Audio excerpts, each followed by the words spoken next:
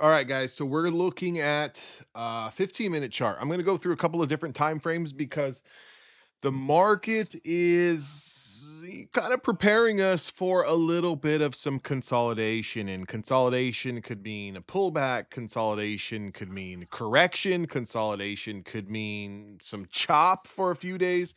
So we've got a bunch of headlines that are coming across. We obviously know today is the last day for the ceasefire. I think it's supposed to be around 7:40, 7:20 our time here in the United States, something like 4 o'clock a.m. over there, right? So everyone's going to be keeping their eyes on this. We need to see exactly what is going to happen. But if you look at this 15-minute chart, we had an initial high in the pre-market.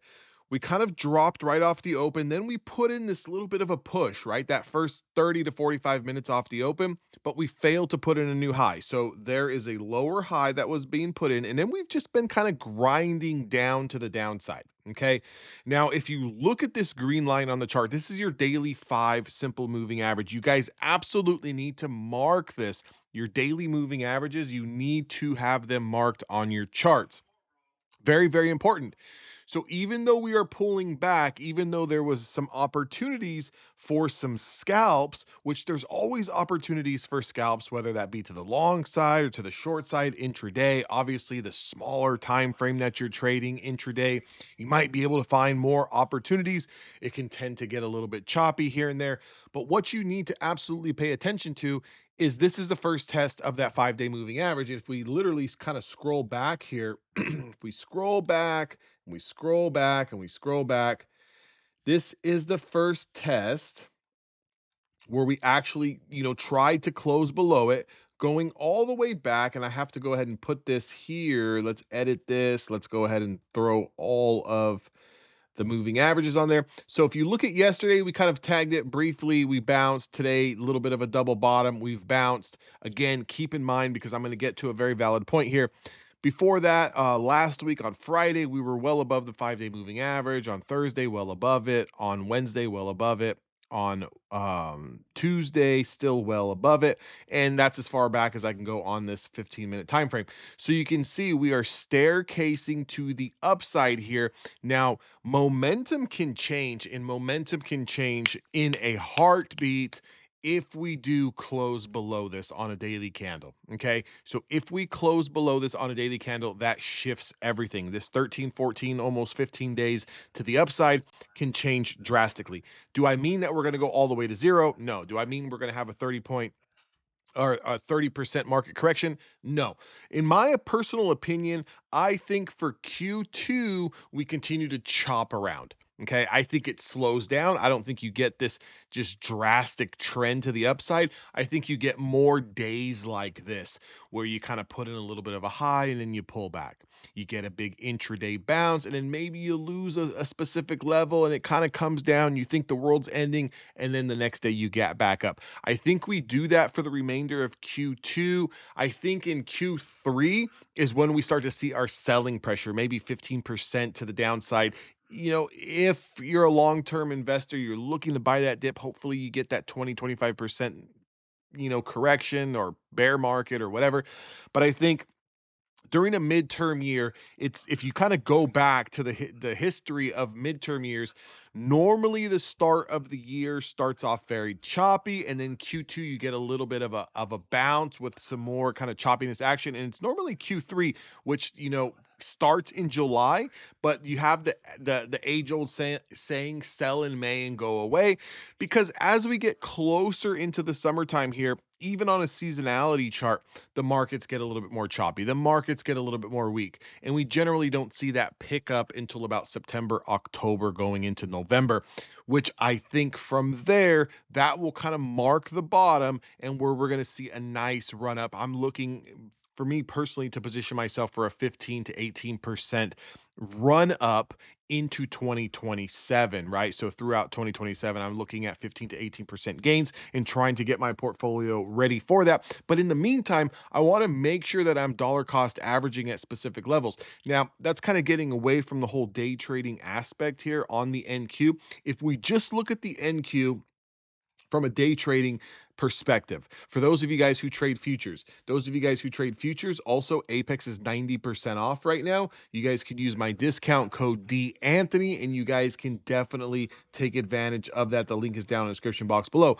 But if you look at this 5-minute time frame, we got a little bit of a double bottom here where we kind of swept through this daily 5 SMA. We've got this nice bounce. Now, again, if we kind of stall and we don't really make any new high today, which I don't think we're going to make a new high today, and we do close below this daily 5 SMA, we would be looking down here towards 26,386 tomorrow.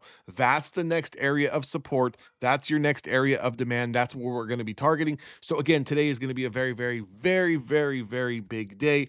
If we close below this daily 5 at any point during New York session or after hours, heading into tomorrow, 422, we need to make sure and look to play this downside into 26,000. Now, the best possible case scenario would be going into tomorrow, we have a gap up. We have a gap up that gets absolutely slammed within those first 30 minutes. If it does, mark those highs, play that down through today's lows, through the daily 5 SMA, and then we can get that big macro trade here into 26,386. Now, again, it can bounce from there, but your next demand zone below that is not until you get to a price of 26,034. So today, crucial area. If you have to just kind of sit on your hands, for me personally, I'm going to sit on my hands for the rest of the day. I'm just going to kind of watch and chill out and see how this market wants to play out. The last thing I want to do right now, or you should be doing, is try to put on a short position because we pulled back a little bit, thinking that this is the end, only to see tomorrow that we gap up 200-300 points and you got liquidated out of that position. And then to see towards the end of the day tomorrow or even on Thursday that we have sold all the way down through that 5 SMA. I will say this, a lot of options flow coming in on the QQQs, on the S&P 500s, on the IWM, a lot of out of the money puts coming in, big bets. These also, I do have to make a disclaimer, these also could be hedges for the market getting ready to get stronger. You know, go figure, right? You hedge that downside position, you hedge those longs that you have been making all of this cash on, just to make sure that if there's something crazy that goes on, you are protected on both sides. So these big bets that are coming in doesn't necessarily mean that the market is going to pull in 10% overnight. However, the amount of puts to calls that are coming in on the live options flow is dominated by the bears right now. It's absolutely dominated by the bears. And it's not to my surprise. Definitely when you have a run up, I mean, guys, we haven't had a 12, 13, 14-day run straight like this since the 1980s. It was like 82 or 84 the last time you've seen this many consecutive green days in a row without a significant pullback or a significant type of correction or a significant type of consolidation.